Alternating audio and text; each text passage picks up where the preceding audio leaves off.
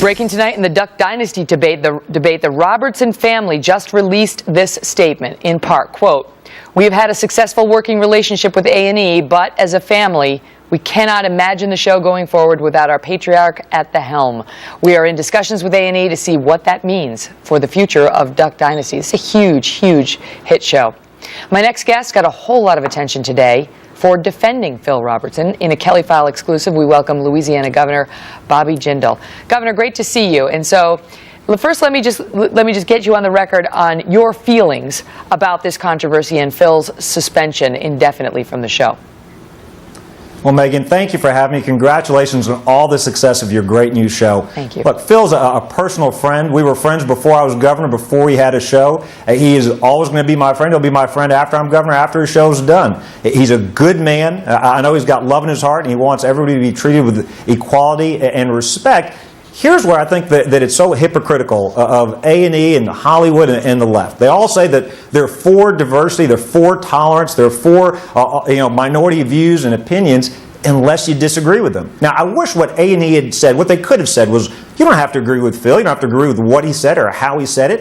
If you don't like what he said, flip the channel, watch another show. And that's what's so great about America, that you don't have to agree with everybody, but everybody's got a right to their opinion, especially a religious opinion. And so I was very disappointed in A&E, but I think you see a growing political correctness amongst the left, where, again, they say they're for tolerance, they say they're for diversity, but only if you agree with them. But they'd rather shut down debate altogether in some instances, and we talked about that at the top of the show. But our guest argued, from GLAAD, look, some things are so vile that an employer like A&E has to do something about it, because if you don't do anything about it, it's basically an endorsement of it.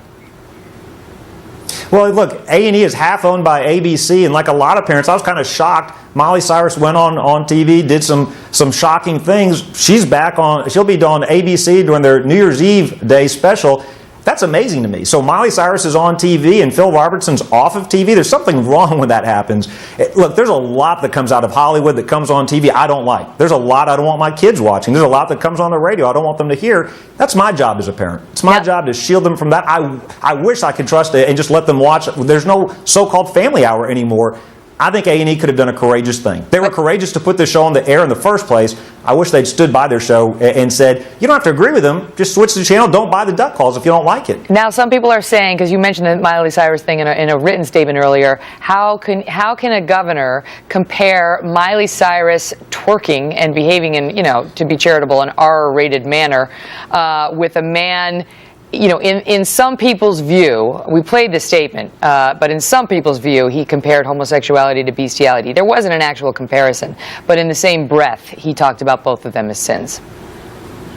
Yeah, but look, the bigger issue is not what he said or even how he said it. The bigger issue here is about religious liberty. It's about the First Amendment and the right to speak up and say what you believe. But the First Amendment only applies when the government is trying to shut you up, not when a private channel like A&E is. No, that's right. And look, I'm not saying the government should stop A&E. You're exactly right. Look, they're a private sector company. They've got the right to do what they want. I'm not saying they should do what they did, but here's my point.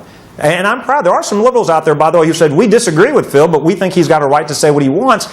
I think there's an ongoing assault for those right now that are speaking up for the religious beliefs. I think there's an ongoing assault from the left, from anybody who dares to disagree with them, who are not so-called politically correct, who don't agree with the orthodoxy coming out of the extreme left. I think it would have shown a lot more courage, a lot more class, a lot more character for A&E to say, I'm not saying they had to endorse what Phil said, but if they had just simply said, you know what? He's a star of a show. He has these views. Wouldn't we be better if we had that debate and discussion? If you don't like it, you go on TV and put your own show and say why you disagree. Or change the channel. Don't watch them. And the views, my boys, they love watching the show. The views really shouldn't have come as a huge surprise to A&E, since he had been outspoken on this issue before. So A&E, I mean, they arguably come up looking the worst in this whole thing, because some people are accusing them of being rather hypocritical or sort of situationally ethical. Governor, it's great to see you. Thanks for coming on.